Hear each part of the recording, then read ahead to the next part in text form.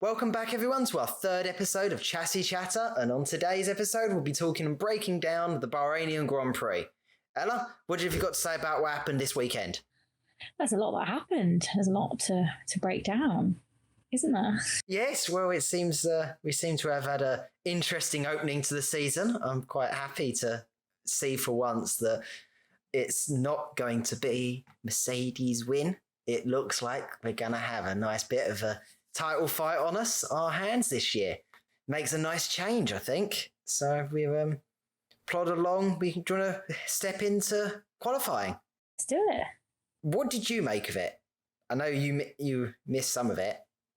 I missed some of it. I missed Q3 and some of Q2. But what I saw, it was exciting. I think best quality we've had in a while. You didn't know who was going to be where. Well, you could sort of tell between the two top teams, but the other ones you were like, oh. Yeah, no, it seemed there was a lot going on really in that midfield top. Like there isn't much in it anymore. Like if you look at, let's take the Q3 results where Max got that absolutely astonishing lap, that 128. Like that was quick. Like there's 200 of a second between him and Lewis in Q1. Behind, then Bottas is trailing another 200s behind that. A Ferrari putting it 100th behind that. Then Gasly another 100th behind that. They are unbelievably close in the, like when they actually put this to the wall. Like all of them, like top 7 129s of what's being set. Like that is unbelievable. I think we've had anything that close before. It's exciting. I know. 2021, is this actually going to be is this the season where every single week we do not know? We may understand what 1 and 2 positions, but the positions 3 to 7, even 8th, are up to grabs for anyone to take. I don't think we've had anything like that. But I would say even till the bottom 3 teams, you don't really know. But even then it can be surprising. Well, do you want to take any highlights in qualifying that you have? Like just pick and choose some moments? Should we start off with Mazepin? Yeah, Mazepin, isn't it? He's been named now. Mazepin. God, I just say karma. Yeah, I hadn't had a good weekend, any of the practice sessions. He basically span every single thing that he's done. But it was quite funny because wasn't it you sent me something about the gentleman's agreement that they have, and he just overtook and ruined everyone's lap. So yeah, there's an unspoken agreement. Don't overtake anyone in qualifying when you're about to do your hot lap, because it means everyone gets over the line at the last second. Everyone gets the lap in then. There's not even enough gap.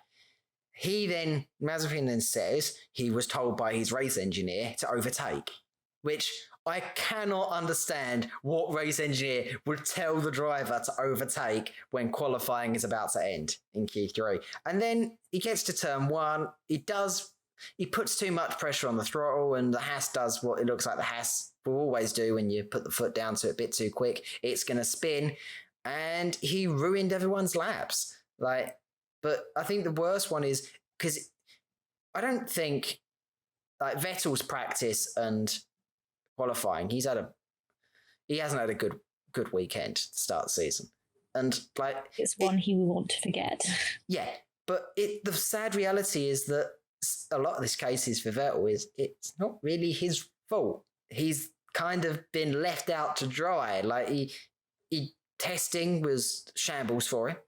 Practice was literally him trying to get round and really get to terms with the car, and then in qualifying, he gets his entire lap ruined by yellow flags, and the FIA's decision is, Well, you saw the yellow flags and you chose to accept them, but you didn't at the same time, so therefore we're putting a penalty on you. Turns out he didn't see the yellow flag because he was past the point of the turn. Yeah. So he went past the flag point. Yeah. So why punish him because he went past it? Yeah, he acknowledged it though over the radio and slowed down. So his lap was awful. Like the lap was awful for Q3, and he just dropped him out immediately. And I don't know. Like we'll get onto it more about when we get to the race, but yeah. I'm trying to think. Another big moment in qualifying, probably. I was talking to you before about the Ferraris in Q2. That for the first time that we're actually having Ferrari back as what Ferrari kind of are. They're nearly there. But the Q2 laps they were saying, and it may have been just because the other teams decided to, we'll slow it down a bit, put it down a peg. But for the most part, they were good. The Sainz and Leclerc, they were both good drivers, and they put that car around reasonably quick. And hats off to them. Just seeing that return to form. Maybe I am going to come out here now, and I'm gonna. I had a discussion with someone this week when I said I feel really bad because the first podcast and the second podcast I've trashed Ferrari, thinking they're not gonna really get much in the midfield, and I'm wrong already. Like the person I was talking to reassured me and said no, the Ferrari are going to be the same as last year. You got nothing to worry about. But I've got a few hopes now for him. I've never been a Scuderia fan, but for a bit, I'm hoping just to see that little resurgence for them. I am too. I don't want to write them off completely because there was always an inkling that I thought they could be okay. But is it the drivers that are decent and put the car higher up where it should be? Yeah, I agree. Actually, hats off. Charles is an unbelievable driver. He's young. He's got the talent, and he's got the bite to go ahead and really push that car. And you've seen he's outperformed the car now last year completely.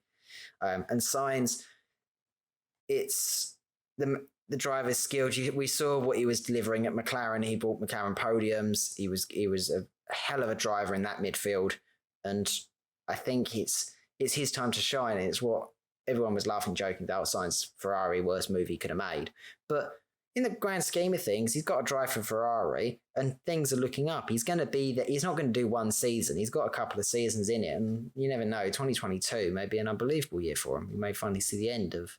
We may see the Mercedes dominance ending this year, because that pole fight between Max and Lewis, that was amazing. I thought Hamilton had it for a second. I was just. Because they all kept setting it, and I was like, "Oh, who's it going to be? Who's it going to be?" It was just beautiful. Like, there's nothing more I can say. It was just. Well, I remember seeing Bottas come over, and I thought, oh, Bottas a bit slow. Then Hamilton, and then thinking, oh God, Max has got purple sector 1. Oh wow, he's got purple sector 2. And I was thinking, oh come on. And there was me and I went around a friend's house to watch qualifying, and I'm not breaking COVID rules, everyone. I live alone. I have a support bubble before anyone goes on that train. So I was around with my support bubble, and you can see Ella giggling here in the video feed. But I went around theirs, and everyone was going, "Oh, it's going to be Hamilton. It's going to be Hamilton." And I'm sitting there going, come on, Max. Come on, Max. Come on, Max. Come on, Max. And I'm literally just shouting in their living room, excitably saying, like, he's going to do it. He's going to do it. And he crosses that line. And oh my God, it was amazing to see, because that Red Bull is quicker than that Mercedes. Oh, I really hope so. And it's a track that doesn't suit them. No. It suits Mercedes. Yeah. Because that whole Sector 3 is Mercedes. It's got Mercedes written all over it. And the fact that this car is quicker than the Mercedes in flatline speed for the moment. You never know. We may find out when the next drop of the development cars come out. But for the time being, Red Bull have got 6 Grand Prix where they are the ones in control. Like, it's I think that's where it's going. Red Bull have. You don't agree? I think it depends on Perez. Whether he can get up there to help be like, not like a buffer, but it'll be 2 against 2 instead of 2 against 1. I think that's where it potentially will come down to. I'm not going to rat on Perez because I have a lot of respect for him. Like Checo has done. I do. Like I think Checo can do it, but with the weekend he's had, like Checo is one of them where he's had another rough time. He had power unit problems. He really wasn't. Something was going wrong in qualifying for him, and he just couldn't get out. He couldn't get into Q1. But that really wasn't. That's not the last year's problems, and we'll go on to that moment. Actually, very momentarily, I think. But it does. Yeah, you are right. It depends if Checo can get himself up there, but I think he can when the situation is right. But when he has a situation like he's had this weekend, the fact that he did crawl back to where he ended in the Grand Prix is a testament probably to both, well, mostly to him, especially after the car issues on the formation lap. But yeah, we'll see. I think it is interesting to watch. But Max has got used to that 1-on-2 fight for a while now, and I think it could be advantageous for him to finally get that little bit of support that he needs. I think it might be nice and less pressure, better for strategy, and it may force some mistakes from Mercedes. Yeah, hopefully, because after they looked good in quali, but I think when we talk more about the race, there's some issues that Mercedes need to really iron out quite quickly. We'll go on to the race now. Where do you want to start with this race? I think you should give us George's Garage Digest. Don't you think? the splurge of tweets that went on the Twitter feed as I was frantically learning how to live tweet. Yeah, I think you should give us the lowdown on it. Well, okay. Well, we'll run through George's Garage Digest. That's a bit of a mouthful. But yes, well, honestly, the opening of the race, I was like really hyped, going, yes, it looks good. And the formation lap was going on, and Checo's car just stops at the corner. And I'm thinking, oh, this poor sod has just gone through so much, and suddenly he's power unit failure, and he can't even bump start the car. So somehow, I don't even know, some miracle, he gets that car going. I've got no idea how, if it's just him, if the marshals didn't help him, he just turned on and he but sadly, he starts from the pits. But what is really interesting is 10 seconds before Perez's car broke down and a power failure, Red Bull tweeted, "Can we have another formation lap?" ? And suddenly, immediately, Perez breaks down on the side of the road. And I couldn't help but laugh because I'm sitting there typing the tweet, just going like, oh, Perez is dead on the track. And then another formation lap gets called. And literally, the team just tweeted just before. So either they knew it was coming or it was just an irony of, can we let Max keep leading? I don't know whatever form it was, but the timing was just perfect. I think it's just brilliant. Yeah. And, well, all starts fine. Right. So, what's the problem going into turn 4? Turn 4 has been a really controversial turn and a really, really issue-y corner. However, one driver, don't know who, can't place his name. I want to say a Williams. No, it's not a Williams. Like we all know. Yeah, we all know. It's not a Williams. And it's not an Alpine. It's a Haas. A Haas spins again. And honestly, I can't even... the thing, the first Grand Prix of your career, and you put it in the wall 20 seconds in.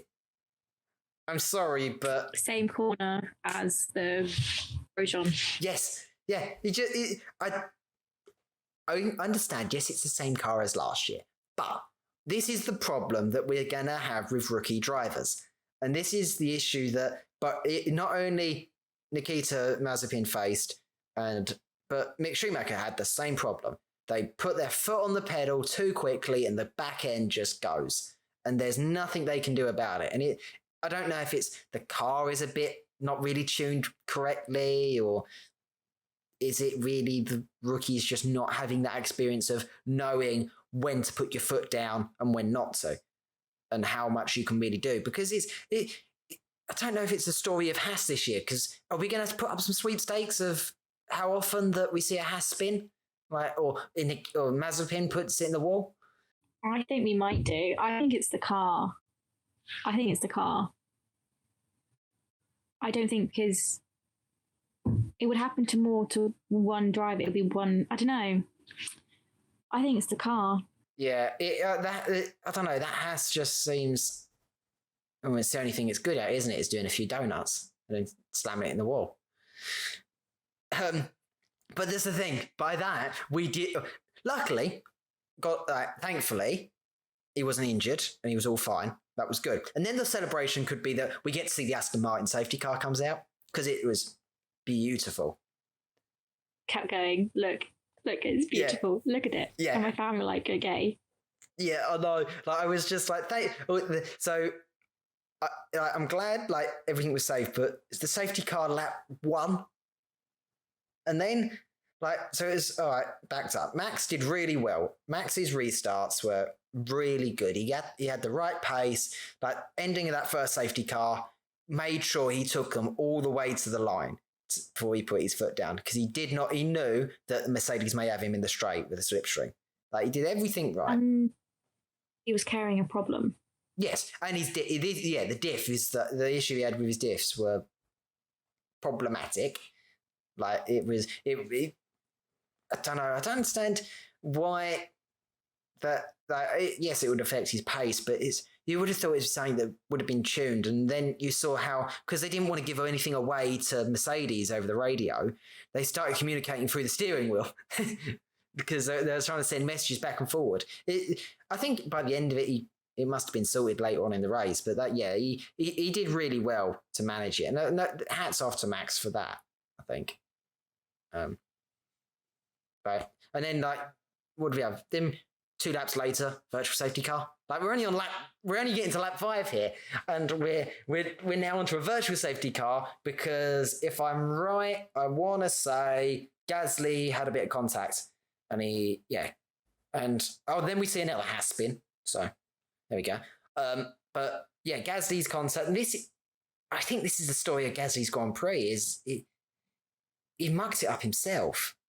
I don't know if he got caught up in the corners, or like I'd have to rewatch it again. But the way my take of Gasly's performance this Grand Prix was like, it could have been preventable. Like, he ended up losing his front wing over the contacts, and then ends up back in the pack, and then he retires because there's not really anything in it for him anymore.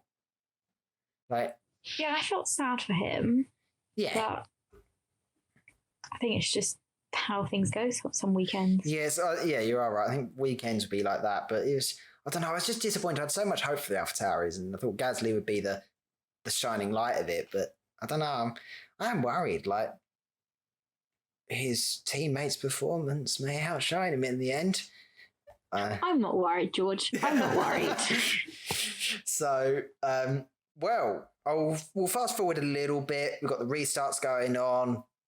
Just going to say, I was proudly wearing my McLaren shirt yesterday. Not going to I was trying to be very careful in the tweets not to favour McLaren too much. I tried to do my best. But yeah, then we had a bit of Mercedes-Ferrari fighting again. That was, I thought, back to normality. But I don't know. It was good to see Leclerc really taking it to Bottas and really trying to give it some. And I think it was at that point that you start seeing, because it was Norris got involved, and all three of them fighting over the positions, and that's what it was great to see a good bit of racing, because that's what I noticed really early on. I'm assuming you saw this as well. Is just how much wheel-to-wheel racing we were having, especially in the first sector. Like that first sector, everyone was constantly going for it, because there was not just one person safely in the lead by 2 seconds. It was there's groups of positions were 3 of them a second apart in total. Like sometimes they were doing so well. So yeah, I'm trying to think of my other hot takes, other than just narrating the Grand Prix. Oh, there is one I want to talk about. Sainz, Alonso and Vettel. That was unbelievable. Sainz's overtake of a total. Oh, well, if you actually work it out, what is it? 6 titles he's overtaken there. It was 4 with Vettel, 2 with Alonso. Like, so yeah, but that was just beautiful. He just wasn't having it. He was like, "You try can have a scrap, but I'm going to go." Yeah, he just went for it. Like you could see it. The 2 of them racing together going into turn 2, turn 3, and then they're getting into turn 4. Like, I'm not going to have this. I'm just going to go. And that whole the current Ferrari driver, 2 former Ferrari drivers, all on the grid, and it was just good racing, and it was something that I've missed sorely from the last season. Was a lot of that, and this race I didn't really expect much from Bahrain. I don't normally it's one of them where if you're on pole, it's yours. There's not really anything you can do about it. Yeah, sometimes it's exciting, but majority of the time it's a little bit dull. I'm trying to think. My McLaren favorability did come out. I did expect a McLaren podium, and I was like, oh no, and I completely forgot. Oh, they haven't pitted. And I was just like, so sad. And then I downplayed Ferrari. And yeah, I was quite happy for most of it until right at the end. I'm sorry, I signed off. I thought everything was fine. I thought everything didn't need to be a problem. They're gonna. Sadly, Max didn't win, but there'll be a celebration. They get to the podium, like, all right, national anthem playing. Lewis is a bit preoccupied with sorting his hair out. Like, okay, get it. But then, like, champagne time, opening race of the season, and, here's a bottle of champagne. Well, they looked at Hamilton, and Hamilton was like, no. Yeah, he just looked at it and was just like, drink it. Because Max looked quite like... Yeah, everyone was a bit like, are you going to do anything? And then he's just like, yeah, no, drink. And then like Lewis poured it over the Mercedes. I can't remember the name we received from Mercedes constructors. He's head of finance or something to do with finance. If I was him, I would have been annoyed. Yeah, like no, Lewis they were like throwing them two, but Max. I understand Max just wanted off the podium, but first race of the season, and it was just absolutely pathetic on the podium. Well, he sort of went to spray it, and then Hamilton didn't, and he was just like, okay.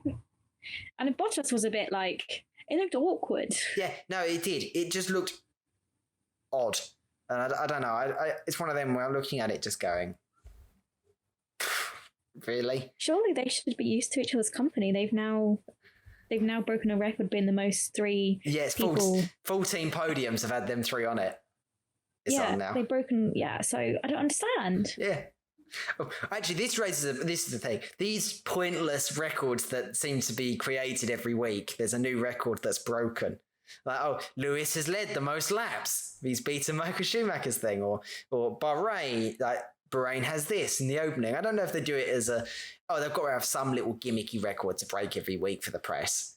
It's just what it comes off as. That's just, really.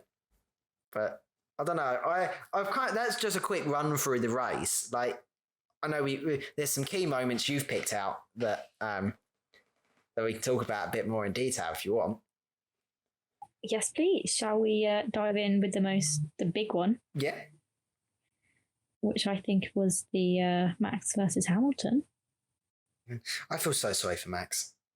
I do, but I feel like you got to give credit where it's due. he had to fight him off. And there's, the debate of you can get George in for cheaper. And I don't think he would have been able to defend him off. No. Well, I don't know. I think this is the problem. So we're going to go back. We're going to get into technicalities at turn 4 now. This is where... Oh, don't get me started. So, throughout the whole of the race, the two Mercedes drivers been cut in turn 4, ignoring the track limit regulations. Obviously, until it becomes a problem, no one bats an eyelid. So, Max gets warned, I want to say, must be about lap 20, lap 30, I think. I'm just trying to check my notes if I wrote it down. But so Max gets a radio message saying, by the way, Mercedes is doing it. Do it yourself a bit. Like, if they're getting away with it, do it yourself until it becomes a problem. And that was great. Max is doing it. Lewis then gets the warning saying, you do it again, it's black and white flags, 5 seconds. Don't do it. It's track limits. And he was like, well, I didn't think track limits were a thing there. So it's in the regulations. Like, yeah, but they kept changing if they were going to regulate that corner or not, and they decided that they weren't going to during the race. It was that they kept changing their mind the whole weekend. Yeah, well, it until that weekend, until that moment, they had to come down on it. It was getting ridiculous at turn 4. So they cramped down on it.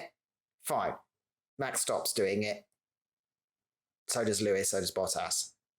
But when it really mattered not to muck around at turn 4, Max goes there to try and overtake and get over at Lewis and runs so wide that I don't even think one wheel was on the curb. That's how far he went. I think he got pushed off, but Well, I don't know. But you would have thought just if he waited and if he didn't pounce there, I think he may have had one more shot elsewhere further up. Yeah, but I don't know. It's a bit of you got to try what you got to do. Yeah, I know, but you got to do what. Yeah, this was Max's race to lose. This is how I saw it. I didn't necessarily, because it was 2 against 1. Yeah, I know, but by the time whatever, they had a spare car to do the complete opposite. Yeah, but so I don't. But the problem was that they kind of would have known that going in. Perez is at 11th. We'll accept that. Okay, we don't know.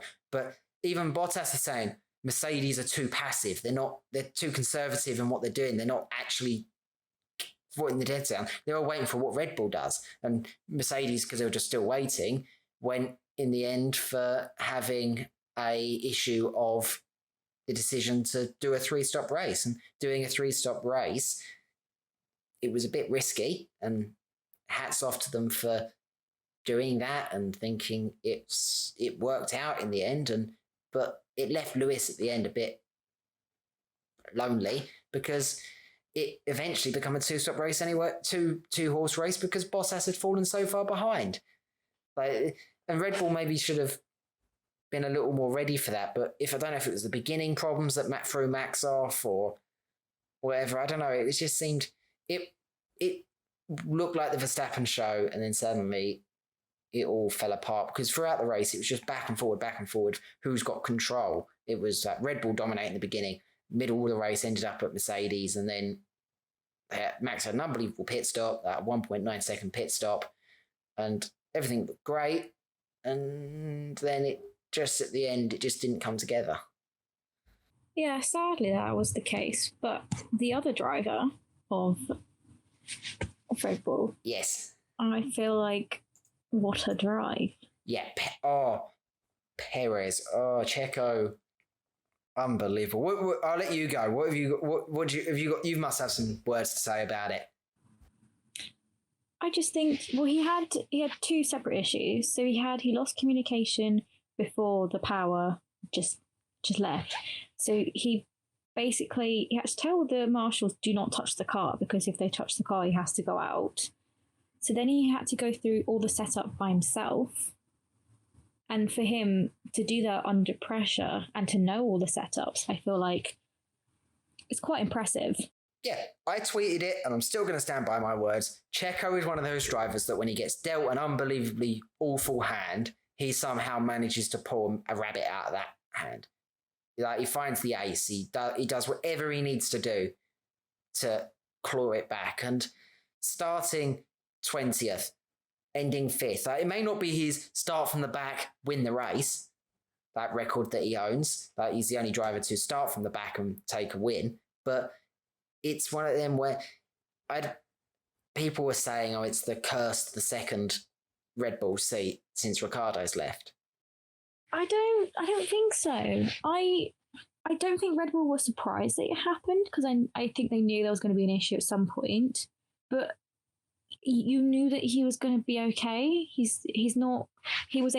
knew he'll be able to pass people. He wasn't afraid of passing people, where the previous drivers, they struggled to do that, where he quickly got up. Okay, he took a bit longer than, but it's hard to really overtake. He was speeding through the field for most of it. That's what I was about to say, was it's not like, if there is said curse, and it's that superstition with the idea, but it's irrelevant to him because Perez has just completely said, oh, so what, I'll get on with my job. He's kept his head down, he got up through the field, and he was trying his best, but it's what I said at the beginning, was you can't fault him after the weekend he's had. He's absolutely done I think he did a blinder of a weekend. In an interview with Sky, Horner was praising him, saying that was an unbelievable drive, and even Toto agreed. Yeah, like, you can't deny, this is the thing, Checo is just like, he's got one win, Checo, to his name, because the only Grand Prix that he's won was the one that we thought was going to be his penultimate or last, wasn't it? And like, for a driver of that caliber, not to be, has he ever had a podium before as well? He may have had one or two. I think he's had a few podiums. Yeah, but still, like, you expect to see him far more often, and like, it proved his job. And I think, give him a couple of weeks. Like, we may not see it at Imola. I think we're still in that bumpy period of the season where everyone's cars are a bit unreliable. That it's definitely mid-season, end of the season, Checo is going to really be up there with Max. It'll be the duo will finally be like a Red Bull duo like we had with Ricciardo Verstappen again. But I feel like this weekend he's proven people already. Yeah, proven his work already. So I don't think he won't have that pressure that Gasly and Albon did. Yeah. So, well, now you brought up Gasly, do you want to move on to the AlphaTauris? Because I think there's something to talk about there. I just feel bad for him, really. I don't know whether it was his fault, whether he went over the curb or there was contact, but he just lost his wing and that was it for him. Yeah. But his qualifying, like, he put the car on P5. Yeah, no, I think this is the problem. Like, that's impressive. It seems like that car is a qualifying car. Yes, it's quick. Yes, it's good. But when mistakes happen, it's hard for them to recover. And you saw that, like, yes, Gasly kind of disappeared from the race, and everyone tuned Gasly as the lead at AlphaTauri. And I don't know, after this one race, seeing Yuki Tsunoda just absolutely go for it at the end, and like overtaking Raikkonen and really giving it to him, and like it was impressive racing for him for his debut. And he's the first Japanese driver to ever score points on his debut. He's the first driver to score points since his debut back from Stoffel Van Dorn in 2016. He's going to go places, definitely. And he's younger than us. That's what's terrifying. Don't remind me. But I think he completely outshone any expectation he had of both what he was meant to do, and he even outshone his teammate. Yes, but I do think there will be times when the knowledge and the experience will play out, and I feel like you do need that. So yeah, hopefully we'll see. I don't know. I think it was just amazing to see. You can see that out of the rookie-ish drivers that are on the grid, like the 7 rookies that are on the grid, like Tsunoda has well and truly beaten everyone's debut, I think.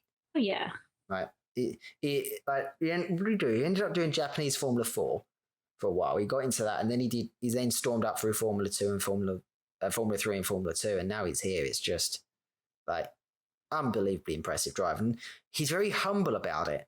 Like, did you catch his interview at the end? His post-race interview? Didn't, but when he was talking about some other things during the week, and he was quite like, his post-race interview was really humbling because he turned around and said, "I'm only 50% happy with this race. Like, I'm happy that I've got points. Great, I got ninth, but I lost it. I could have done so much better if I didn't have the issue of what I had on my first lap, which was lose a load of places." And it's the one thing he said, "I know my weakness is first lap. I need to work on improving my first lap. I need to work on being that defensive style and being aggressive when I need to be to hold my position." And it was just very. That will come with time. Yeah, it will. It will. It's like you say, it's experience, but it was humbling to see that he wasn't just, "Look at me. I've just done this. I've just done that." But he knew what needs to be done next, and I think he's definitely going to bring that to the race next at Imola, definitely.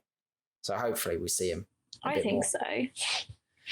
So. Well, now you're giving him so much praise, shall we go into ratings? Yes, we can. We can go into ratings. Do you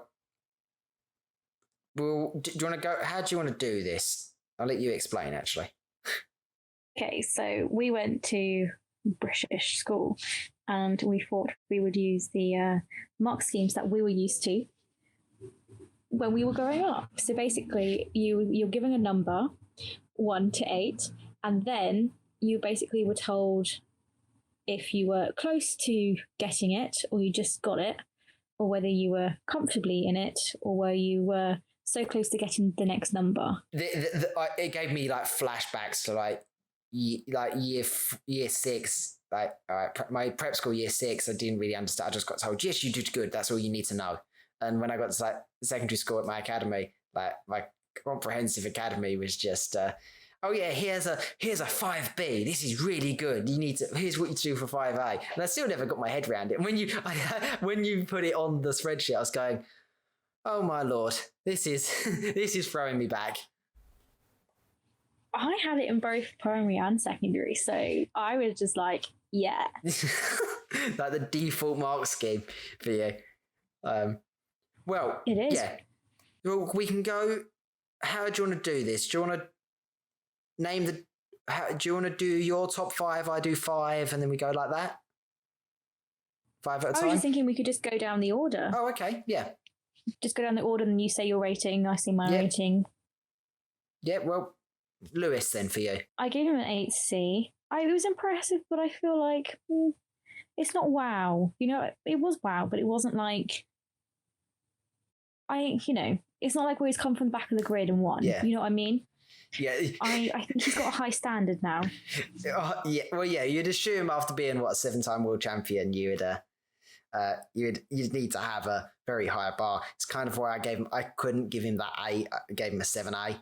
So it's like, yeah, he's 7 out of 8 with but a very high 7, like that A score. That, yes, right. People will know by now I'm not a Lewis fan. Like, I'm not either, but you got to give him credit for that. Yes. It wasn't an easy race. No, and I agree. Like, the credit that at the end, like, okay, he was writing off a bit tyres, but then that mistakes going on in Red Bull. But he drove a very good race. Like, undeniable the fact that he knew when to keep his head down. He told Bono to shut up in the nicest sense. Like, let me go to work, and it paid off, I think. So yeah, he took the race. But I think with Max though, I was a bit harsher on Max. I think their drives were both equal, very close. They were equal. I thought that's why I gave him a 7A.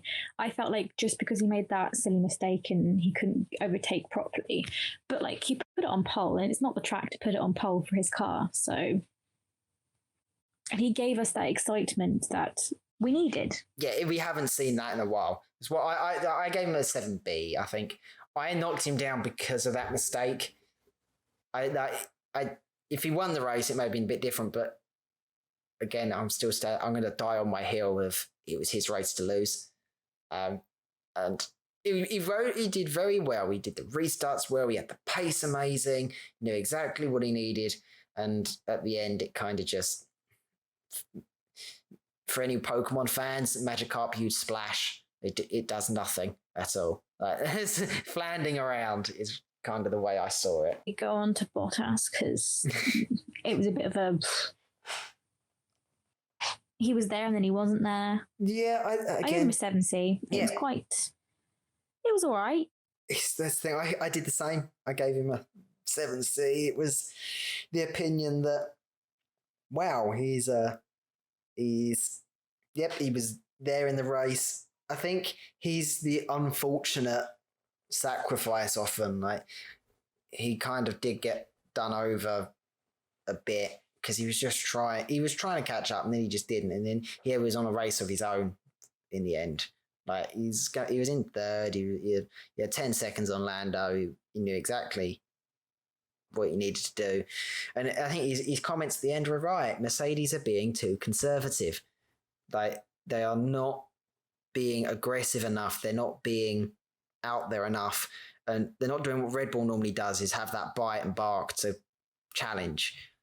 And it just seems that has the Mercedes dominance finally become so ingrained and institutionalized that it's like, yeah, we will do it. It's fine. It'll work out. I don't think they've got a bit more of a point to make prizes. You know, get your points. It will add up. There's no point risking it. Yeah. That's what I'd hope. But I feel sorry for Bottas. Look, what we're going to go into 2022 and we're in talks of losing Bottas and Hamilton for Mercedes completely and start with a new lineup. What lineup be? Van Dorn and George Russell? Great. I know it'd be an amazing lineup, but it's one of them where Bottas's career has been, I don't know. I was talking to someone earlier, and I don't know who I was talking to. And I was talking about Hulkenberg. I was talking to I know who I was now. And I was talking to him about Hulkenberg and Hulkenberg going through his life, winning everything like Valtteri did and really pushing through. And the sad reality of they've come to racing at the same time that there is one dominant driver already there. And it's one of them where it's quite upsetting to see that he just never has that opportunity to shine. And perhaps if given under a different set of circumstances, he may have. And I don't know, it's one of them where Valtteri won't be forgotten, but he would be always the guy that played second fiddle to Lewis. Well, what do you make of Lando Norris then? We're at fourth. How did you rank Norris? I gave him an 8C. I thought he did really well. I thought he was quite exciting and getting involved in it all. Yeah. In some battles. Considering he didn't have the expectation that Danny Rick had. He was meant to be the star of the thing. Yeah. And Lando sort of gave it to him, like, no, you've come to my team. Yeah. No, I agree. Lando was in a race of his own, pretty much. He had it. He held off Ricciardo, Leclerc, and Perez pretty much the whole race. He was in full control the whole way. I gave him an 8A. I thought it was I gave him an 8A. I thought it was an unbelievable drive from Lando. I think it's one of Lando's best drives I think I've seen him do.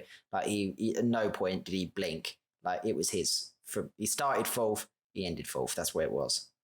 Apparently he did some sort of setup change between quali because he was like, well, quali didn't go very well for me. Let's change a few things, and it worked for him. Yeah, worked perfectly. It absolutely did. So, right, next one, Perez. I gave him 8A. Same. I don't think there's any more we need to say. No, we've discussed Perez quite a lot. He drove an amazing race, and hats off to him. Right, we'll blitz through. I think we've got some not really we'll be doing rankings.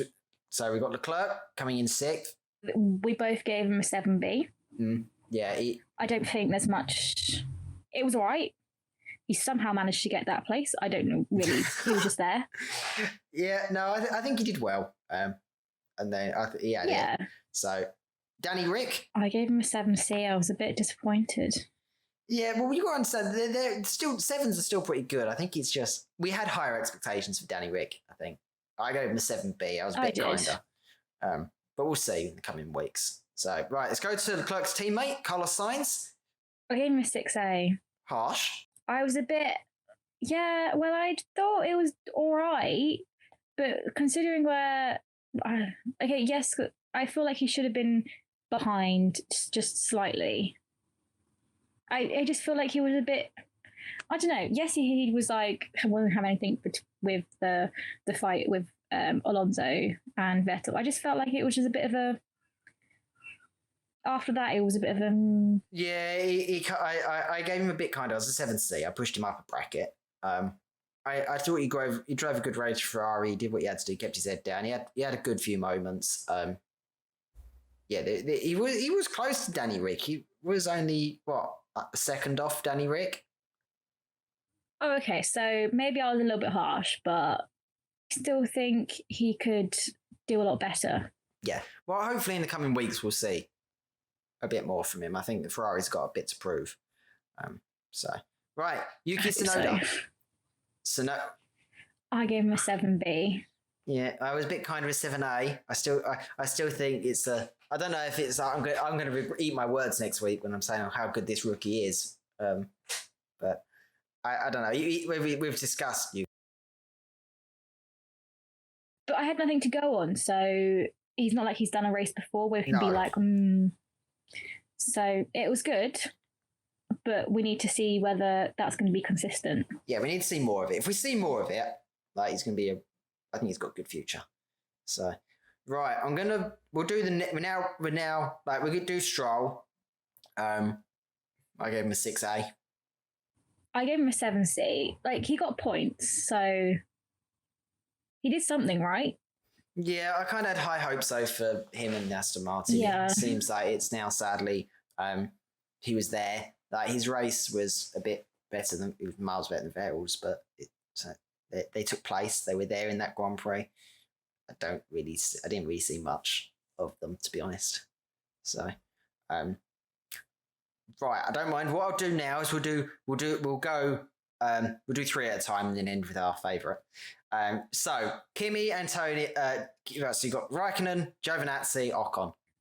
So I gave Kimi a 7A. I thought he was quite quick. He was quicker than Antonio. So yeah, I gave Antonio a 6A. I just felt like, I don't know, I feel like he needs to give it a bit more. I feel like he could be good. Ocon, I just wasn't pleased with him. I don't really like him. But if he did a good drive, I would score him higher. I just feel like he was just a bit... Yeah, no, I was a bit different. So I was a bit harsher on Kimi. I gave him the 7C. He was doing really well, and I think he lost it at the end when Stroll overtook him, and he lost it in the last final laps, but he just had no tyres. I know he's complaining all the time. And then Giovinazzi, I gave him a 6B. I don't think it's one of his best drives out there. I think he's done better. I think it's just early stages. There's still like early stages for the team. I think they could scrap for points, but they just got to be really careful. As long as they keep their nose out of it. And Ocon, I gave him a 5B. I'm like the same. I'm a bit indifferent to Ocon. I don't know. Partner him against Alonso, although Alonso didn't get to finish. I still think Alonso had a much better drive for the laps that he was racing than Ocon did. Yes, he did. So yes, I agree. Yeah, no, I think there's a bit more there. Then we got Russell, Vettel, Schumacher. Russell, I gave a 6C. Sebastian Vettel, I gave a 3B. His whole weekend was just one to forget. And Schumacher, I gave a 5C. I thought, his first race, he's not in a good car. I thought he did all right. Yeah, he didn't do what his dad did, was put it in the wall. So yeah, in his first race, points for that. Credits. Yeah. No, I was a bit harsher for George. I kind of was hoping a bit more from George. I thought, but I gave him a 5A, but I think George's radio message after the thing was he just puts his head down. He knows he's going through the process. He's like, yeah, good job, team. That's fine. It's good. We'll build off this. Like he just keeps his head down. He knows what he's got to do to get better, and I think that's the takeaway. For Williams, yeah, it's not last. No, that is true. We're not seeing Williams in last. And yeah, so moving on to Vettel. Vettel, I gave him a 4C. It's a bit kinder than you, mainly because a lot of it I felt was a bit out of his hands. I think he's just getting to that point now where he's just becoming unlucky, which is a sad reality. And well, we'll see what happens with him in the coming weeks. And for Mick Schumacher, I gave him a 4C. I don't know, because he spun at the beginning and then he kind of had he was kind of just at the back of the field on his own. I didn't really get to see much of him at all, if I'm honest. And then he was a back marker for Lewis, and that was about it. So I think for the most part, if I see a bit more Mick, hopefully higher up, having a few more battles, then that may change for the most part. Shall we do the last four together? Yeah, we'll do the last four together. Which is Gasly, Latifi, Alonso, and Mazepin. Yeah. So I gave Gasly a 5B. I did the same. I think that's enough said. Yeah. Latifi, I gave a 3A. 4B for me. Gave him a little bit kinder, but again, we didn't see him enough. No. I gave Alonso a 5A. I was quite impressed with what I saw. I'm not usually a huge Alonso fan, but I will give credit where it's due. He started off quite well and a bit racy, and we like to see that. Yeah. Just sadly, didn't just finish. wasn't meant to be. No, it's the same with me. I gave him a 6B. Hands out and heart, I am a big Alonso fan. He drove a great race. With any luck, he won't have brake problems next race. It's the same. It's early days. We're going to get our reliability issues. And then Mazepin, I gave 1B. You were kind. I gave him a 1C. I didn't even let him get away with that. He had an awful weekend, an awful start.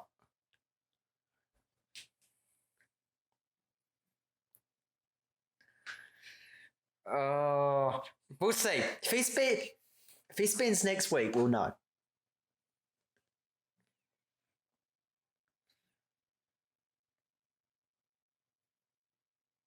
Yes. If Mick didn't, then I think we'll be in a different state of affairs. So, no. So, right. Let's move on. We're nearly at the end for all our audio listeners. We're coming up to our predictions for who got the predictions right, and I'd like to say and boast that I at least got a point in our predictions, because last week you got your podiums wrong. Hey, I got two people who was on the podium, just not in the right order. Yeah, both of us did that. Yeah. But you went for Bottas and I went for Danny. Yeah. Danny Rick. Oh. So who do you think for next week? Next week, I'm going to put it in a limb. I still think Verstappen is going to be there. I think it is going to be a Hamilton second. And honestly, I think maybe... Oh, screw it. I'll go for the bet. Norris, third. Bottas, fourth. And Leclerc, fifth. Oh, no, Perez, fifth, sorry. I put Perez, fifth. Oh, Perez. Yeah. So I went for Verstappen, Bottas, Perez. Yeah. I think Hamilton's not going to have a good weekend. No, nor do I. Fingers crossed. And then I put Norris. So we're pretty close. Yeah. But I think we just got to wait and see what happens. I think with any luck. So we'll see. We'll hold it and we'll see. I'm 1 point up in our Chassis Chatter Championship.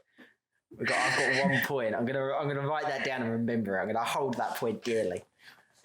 So, you really are. You're going to hold it against me. Oh yeah, until I get a point. Yeah, until you get a point or I start to lose and we just don't talk about it at all. That's just how it works. So, well, anyway, I still think it was a great end to the season. I think I don't think we could have asked for a better race. The race was unbelievable. No. I just hope more races will be this competitive. I don't think all the races will be, No. but I just hope there will be some more. And I think it'll be quite exciting if that's the opening race, and that's what we've got to look forward to for the season. I think it'll be good, and I hope there'll be a bit more drama. Yeah, and like there was in this race, and a bit more upset. I think that will be interesting for us to see. Yeah, no, I agree. We've got a good way to go now. I think we're all looking forward to Imola, and hopefully we'll see some racing like we did last time. So we'll plod along and see really what happens. Yeah, we will. If you liked the video that we did for Bahrain, we will probably be doing a similar one for Imola. Imola is in about 3 weeks. It's a while away. And yeah, hope you enjoy. We'll have some content for you all the time. We're not going to just leave people out to dry at all. So we'll surprise everyone with our next podcast, and everyone can wait and see for what it will bring. So thank you all for listening, and hopefully you've enjoyed today, and we'll catch you next time. Bye.